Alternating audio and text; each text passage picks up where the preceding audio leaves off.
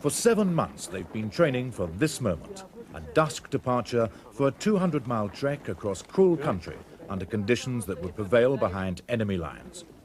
Best of luck. I'd just like to say.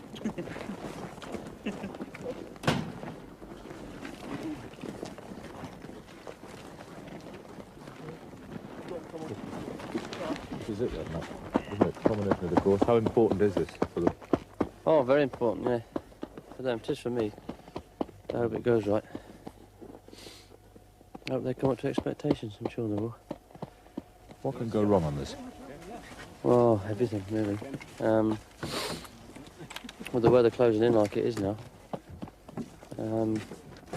it's not failing to make their objectives and losing them. That's mainly the main thing, is losing them. That's my biggest worry, is to lose them, I suppose. So,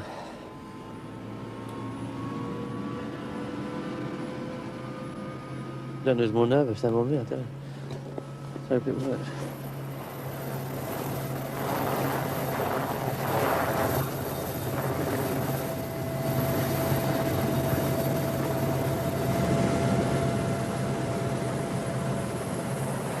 Exercise Naughty Finale is a long-range patrol exercise which is the culmination of ML2 Arctic training phase. It is designed to test the ML2 course on the following subjects: helicopter insertion, deep penetration patrolling, close target reconnaissance, agent contact drills, communications, mountain movement and safety, the use of caches, agent pipeline routine, observation posts, and limited Arctic survival.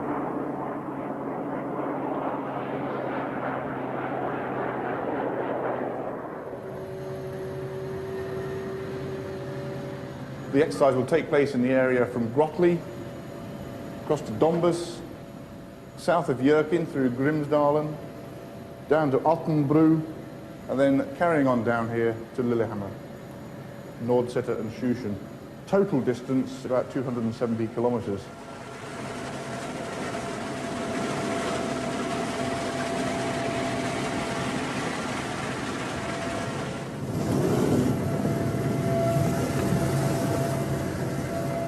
The Royal Naval Sea King helicopters dumped them in a place so godforsaken that it has no name, only a grid reference on a military map. It is 100 miles from anywhere, and the temperature is a brisk -40. They will travel on skis in teams of 4. Each man carries almost 100 weight of equipment.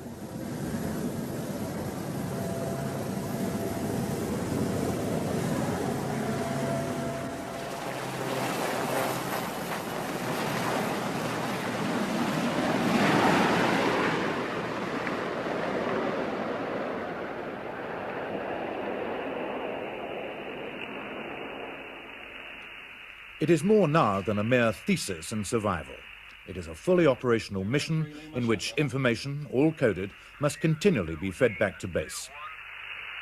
Beautiful, Alpha, November, Foxtrot, November, Romeo. Only 2 minutes, but well worth it. Only 2 minutes, but well worth it. Stretch the legs, get along. Surreptitiously, they're shadowed by the ubiquitous and also mechanized Sergeant McLean.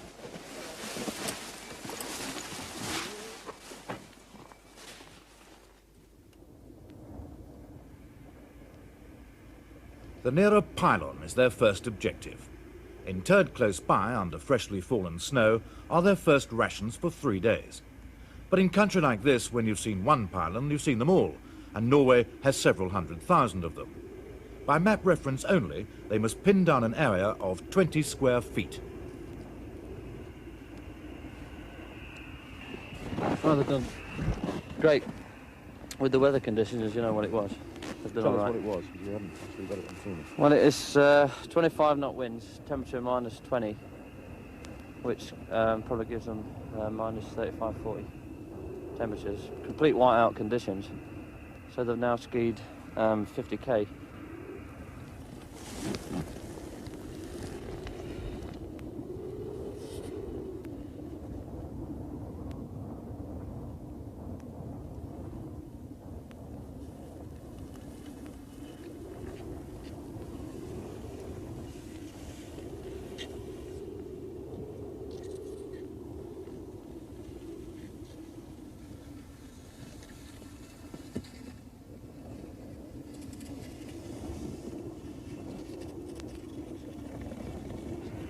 How crucial is it that they hit these food caches? For them, very crucial. If they don't hit them now, then they're going to be very uncomfortable and lack of food for the next 3 days, which is the next one. So it's crucial that they hit them. They'll have emergency rations, but you can't live on emergency rations and ski these sort of distances. War conditions are strictly observed. A sentry is posted.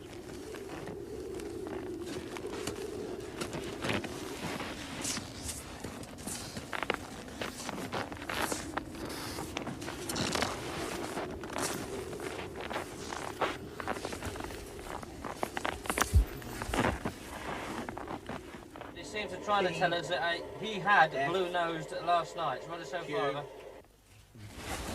Only the avalanche probes can now confirm whether they've found the correct pylon across thousands of square miles of wilderness.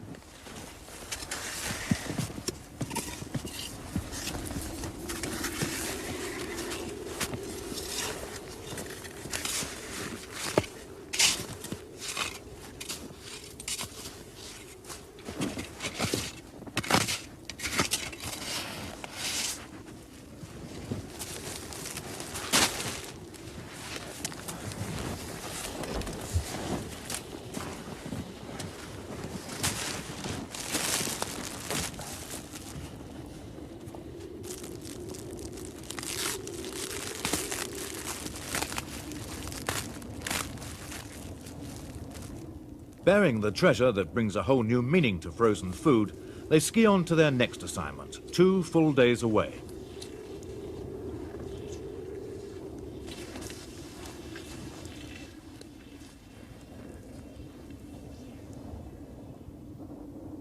This task requires timing as well as navigation. A rendezvous with an agent, a member of the Norwegian Special Forces, on a lonely bridge. They're to hand over photographs they've taken for use in future sabotage. This is their agent contact point. And what's going to happen is that they're going to meet an agent to give them orders for them to be put in agent pipeline. They've carried out their task, and they've done all their OPs and close target recognition, etc., etc. They'll pass on all that information to this agent. He will then give them another location to ski to, where they'll meet probably another agent, and then they'll go on through the pipeline for the next 3 or 4 days. To be frank, isn't that just a bit James Bondish? No, it sounds it, and in actual fact, that is the way you would operate, and we've operated that way before, for real. For them to operate as they are in 4-man teams, it's no good me flying a helicopter in here to resupply them. If they would be operating this far forward as the exercise is, and they would operate anyway, they would have to go through a pipeline to get them out of it.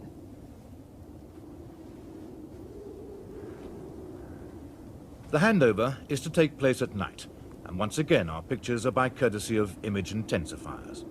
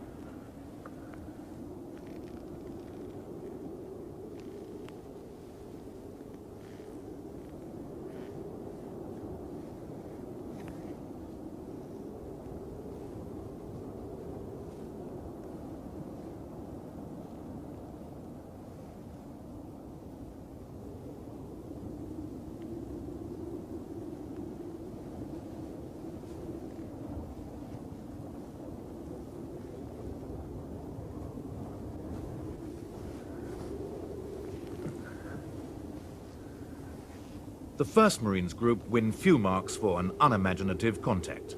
They send a man with a rifle, conspicuously a soldier. Cream pictures for breakfast. Hei. Alt bra? Alt OK? Alt bra? Alt OK med dere? Half an hour later, an apparent civilian arrives, speaking excellent Norwegian. Hvor skal du? Hvor lang er til Lillehammer? Og 3-4 dager. Red Sox og burgervåtnet. Ah, jeg hadde green peaches for breakfast. When I saw this civilian coming towards us, I started on, and he asked about the way to Lillehammer. I was a little surprised. He looked like one of the men I know from the area here, so I really thought he was a civilian. He was speaking in Norwegian? He was partly speaking in English, but at last he spoke very good Norwegian, yes. Okay.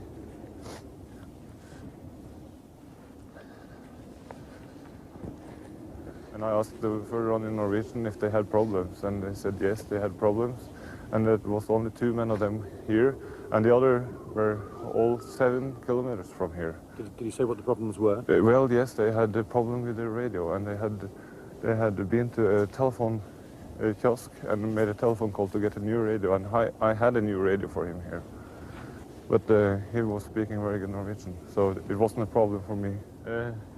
Har du noe for meg? Have Yes. you for me? Yes. Et øyeblikk.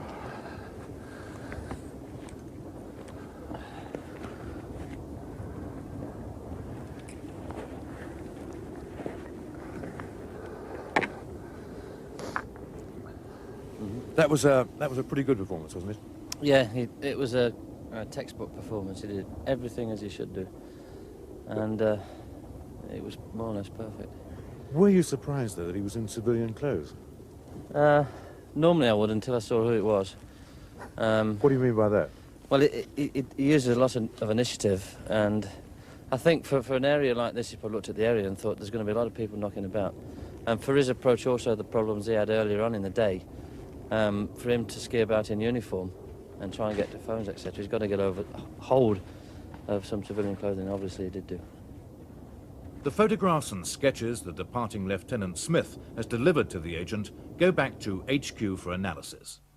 They contain explicit details of how to blow up an integral part of the Norwegian railroad system, an exercise which happily never goes further than the theoretical stage.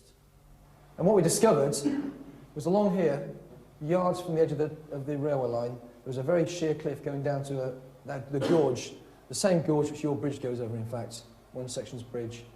And my first thought was, if you could crater that there, you could block the line completely and they'd be stumped. We definitely recommend that the western end is attacked because the eastern end is easier to approach and they can obviously get more equipment to bear to fix the damage. The actual tunnel itself starts off, it's got a concrete surround at the front. It's about 7 metres in height, 6 metres wide. I've got all the dimensions, but just to give you a rough idea. 14 metres into the tunnel is reinforced concrete. It then ends abruptly. There's a recess on each side of about 1/2 metre, a little over 1/2 metre, and then you've got bare rock. So anyone laying charges would probably have to move at least 20 metres into the tunnel to blow it. Well, those 2 black dots there are the 2 tunnels, and we actually put our OP in just above them, up here. And as Tom will explain, when they actually did the CTR, they looked back from the station area, and there was no way they could see our position. I don't intend to go into the train times now. They're in the actual pack which we handed to the agent. Suffice to say, this gives us passenger and goods times, and we also managed to purloin off a friendly agent an actual civilian train timetable, which would naturally, if you're going to blow the tunnel, which Tom will come on to in the CTR, you don't want to do it while there's a civilian train in the vicinity. Okay? I'll now cover the CTR for 3 section on the actual junction. We'll show you the viewfall in 2 parts. To orientate you, this here is the road that leads to Donbass. This is the footpath that we keep talking about, and it goes up quite steep ground up back here and eventually joins onto the E6. Ostensibly, their graduation examination is coming to a close. They have 40 miles to go, and all 4 teams have been ordered to link up for the final phase. You don't need it anymore, do you?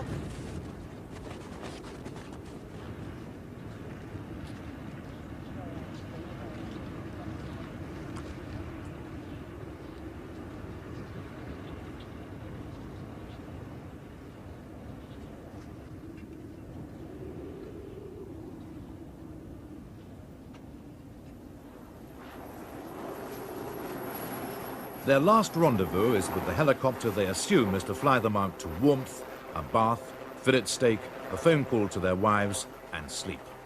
One helicopter, but no Marines.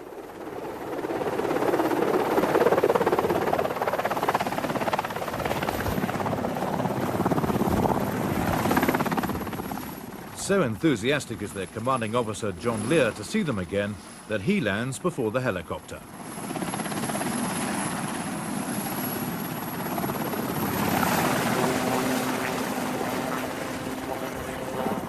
Aren't you annoyed that they're not here? I'm not annoyed. I'm perhaps a little sorry they didn't make the last 6 kilometres, but what 6 kilometres? You know, they've skied about, I would say, just under 200 or perhaps just over 200 in the last 10 days, which is pretty good going for what they've had to do. And don't forget they spent 2 days on an operation as well, doing nothing but sitting still. Do you want them really rock bottom when they come in? No, I want them to still have the ability to go on and do something else when they come in, but I want them to know what their limits are. And I believe that they'll be close to their limits at the moment. Show us on the limits, Tom. They do make it an hour late, hanging on the single acronym that will mean it's over. Index! ENDEX, Marines speak for end of exercise. But it's not quite that simple to qualify for an elite Special Forces unit. They're ordered into the helicopter for a reception and a destination they'd never dreamed of. We had an idea that there was something happening. So we arranged that we wouldn't go without a fight. So what we planned on, when we embarked on the helicopter, was going to leave George and Jan, the big Dutch officer, in the last 2 seats, so they'd be first out, so they could handle anybody who was there, or hopefully handle anybody who was there. And then we was all going to pile out any door we could and have a go at it. At their lowest physical ebb, they've been set up for capture to test whether they'll resist. They do. They're all standing there and we piled out and it was the old, what's going on? And then something clicked and they realised we were running for it. And the ones that didn't get far enough had to stand and fight. And that's when people started getting hurt. And it just escalated from there.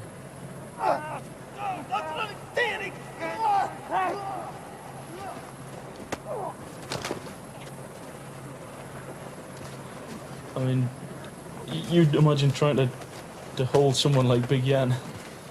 And they did it, but it took 6 of the buggers to do it. And they were using everything. So consequently, we reacted in the same way. It comes to the law of the jungle, really. Do unto others and all that, but do the bugger first, because otherwise you're going to get hurt. And we all got hurt. All of them, all of us.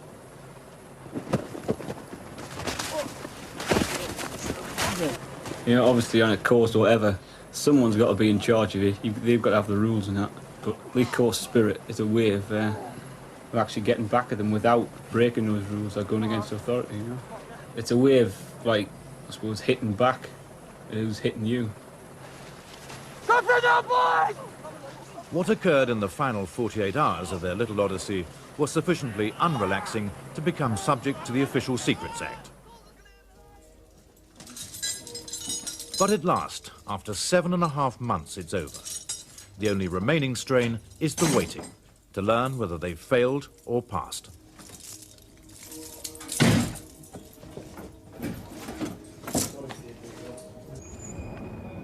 If their home base in Plymouth tends to look more like Crufts than a military establishment, then it's a timely reminder that, at heart, Royal Marine Commandos are kindly, sentimental men who've been pining for their mascot. He's still as vicious as ever. We just give him... One of the best fighting traditions of the service. Yeah. Actually, I think if they train him up properly, you know, the next course could take him and he can be quite a benefit. See him stalking the rabbits and screaming down from the sky. We all find out today exactly, you know, how well or how badly one's done and, you know, whether you've passed or not. Hopefully everyone will have passed.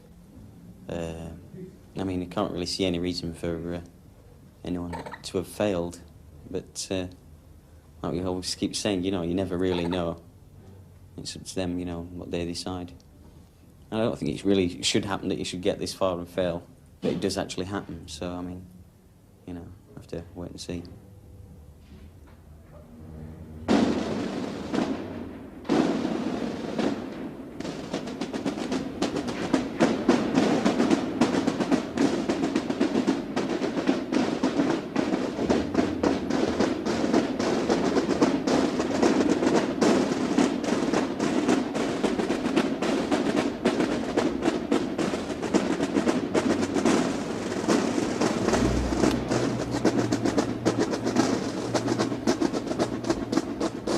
It's worse than waiting for your O-levels. Anyone who's failed will be sent back to his unit immediately.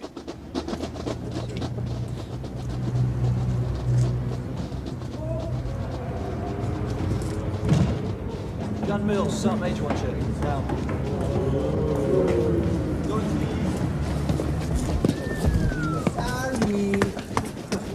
Just shut the door, will you, please? As soon as you had the results, those that failed would come straight in and start the living routine. Why didn't you start it? Nobody said anything, sir. I heard Sergeant McLean say it to you this morning on the parade. Those that you have failed, as soon as you come out from your result, go to the Sergeant Major and start your living routine. We haven't had the results yet, sir. Don't know nothing about it. Oh.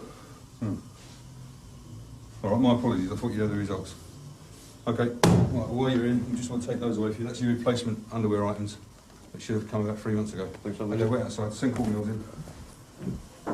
Court Mills. There's your CTAC ready to go on leave. Yep. Why haven't you been here before? We weren't told anything, sir. I heard Sergeant McLean tell you this morning on the parade.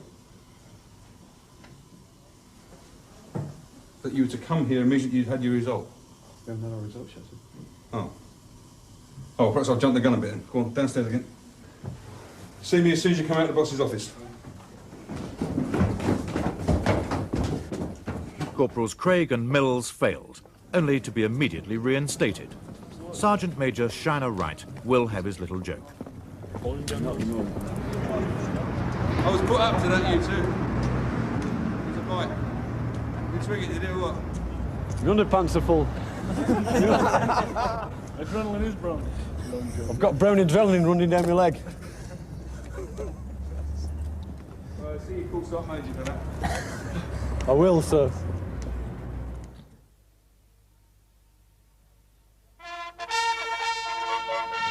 Mills, Corporal Clayton, Corporal Miller, Corporal Johnson, Corporal Dix, Corporal Thompson, Corporal Corana.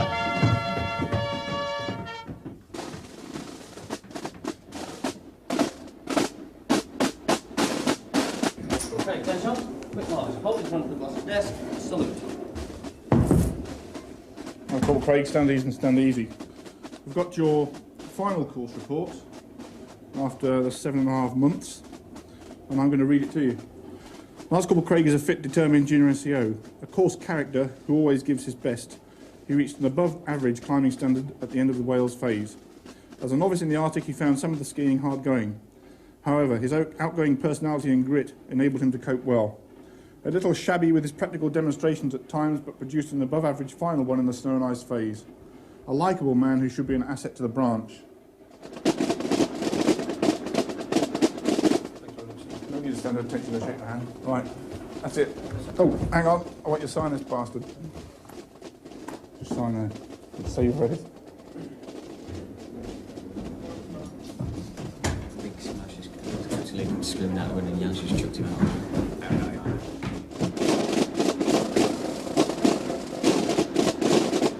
Okay, I'll read the bottom bit to you. Sergeant Matthews has passed out of the course as the top student and will receive the Thompson Trophy in recognition. He approached the course with a sensible, mature attitude, which was only to be expected of an experienced senior NCO. Sergeant Matthews will do well in whatsoever job he's employed, giving 100% effort at all times. He is awarded a superior pass for the course. Congratulations.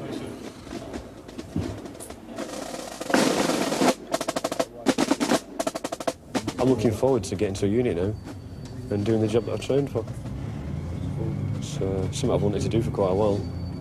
I'm just glad it's over and done with. When we talked in Norway, you said you would leave the corps if you failed, didn't you mean that? Yeah, I did. I seriously meant it. If I'd have failed the course, I've spent the last 3 years trying to get a career in the Corps, and this is the career that I chose. And if I'd failed this course, it meant I'd have had to start again, look towards other things and start from scratch, so I'd have got out. But as it is now, I'll probably sign on.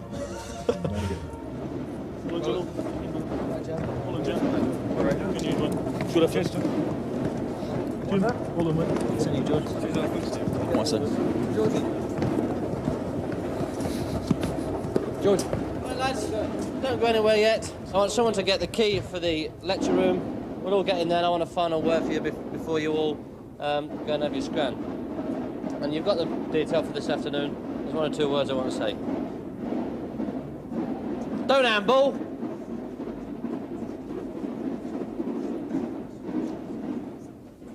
We've got work for you to do out there.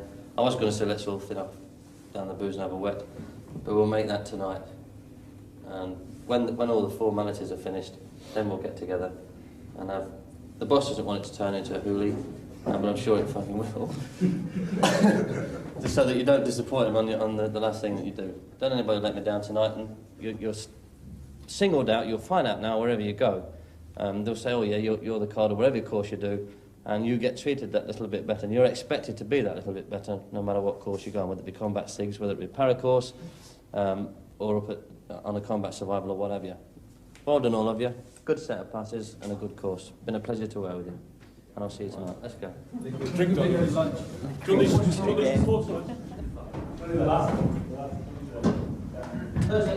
Unless you want to take them away, put down the back. You don't want to take them away. A fanfare and a police escort for those who've made it. 8 months ago, 26 men set out to become members of the Royal Marines Mountain and Arctic Warfare Cadre. 13 fell off rocks or by the wayside. 13 came through.